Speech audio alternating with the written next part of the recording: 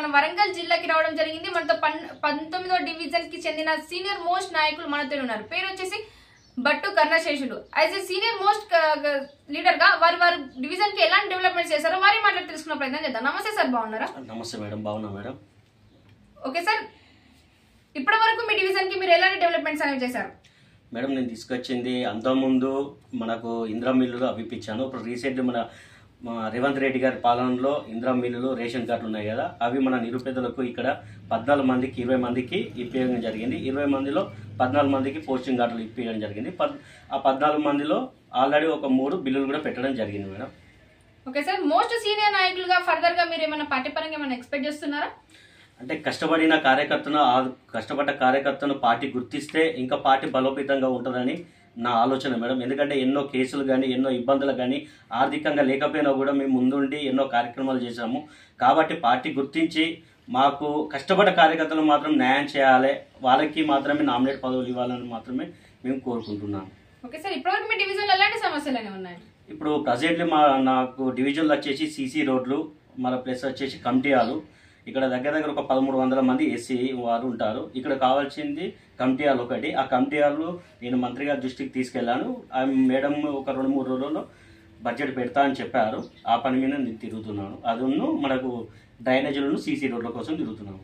Okay sir, మళ్ళీ elections రాబోతున్నాయి. మీరు ఎలాంటి నాయకుని ఎంచుకోవాలని చెప్పి మీ డివిజన్ ప్రజలకు చెప్తారు?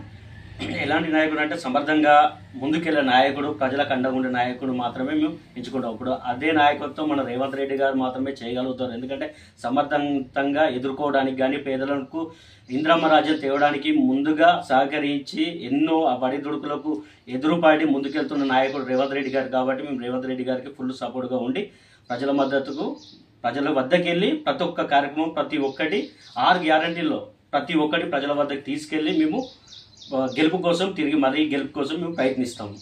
ఓకే సార్, నేటి యువతకు మీరు ఏం చెప్పాలనుకుంటున్నారు?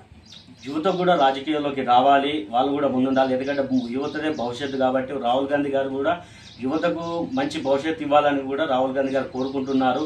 రాజకీయంలో ఎదగాలన్నా ఏదైనా యువత ముందుండి నడిపించాలని మా ఆలోచన. ఓకే సార్, ఎన్ని సంవత్సరాలుగా మీరు కాంగ్రెస్ పార్టీలో కొనసాగుతున్నారు? ఇప్పటివరకు మీ రాజకీయ అనుభవం ఏంటి? నేను 16 సంవత్సరాల నుంచి నేను కాంగ్రెస్ పార్టీలో ఉన్నాను. తెలంగాణ విషయంలో కూడా నేను ఎన్నో ధర్నాలకు కూడా నేను కాంగ్రెస్ పార్టీ తరఫున నేను పోరాడాను. మన రాష్ట్ర బీసీ మంత్రివర్గంలో అప్పుడు బసవరాజ్ సారయ్య గారు ఉండే, వారి నేతృత్వంలో నేను ముందుకెళ్ళడం జరిగింది. మొన్న టీఆర్ఎస్ ప్రభుత్వం వచ్చినా కూడా నేను కాంగ్రెస్ పార్టీలోనే ఉన్నాను. 16 సంవత్సరాలు కాంగ్రెస్ పార్టీలో ఉన్నాను. సిటీ ఎస్ఎస్ఎల్ నాయకుడిగా, జిల్లా ఎస్ఎస్ఎల్ నాయకుడిగా నేను పనిచేయడం జరిగింది.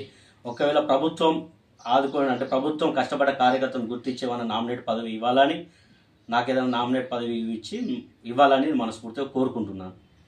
ఓకే సార్, ఇంటర్వ్యూ కన్క్లూజన్ ఇచ్చే ముందు మా ఛానల్ ద్వారా ఎవరికైనా చెప్పాలనుకుంటున్నారా? ముఖ్యంగా ఇంటర్నేషనల్ ఛానల్ వారికి ధన్యవాదాలు చెప్పుకుంటున్నాను. ఎందుకంటే ఇలాంటి కార్యకర్త దగ్గరికి వచ్చి ఇలా ఇంటర్వ్యూ చేసుకోవడం చాలా అభినందకరం. ఎందుకంటే మాలో ఎంత నిరాశ ఉన్నా కూడా మీలాంటి వారు రావడం వల్ల మాకు కొంచెం ఫైర్ అనేది మాకు స్టార్ట్ అవుతుంది.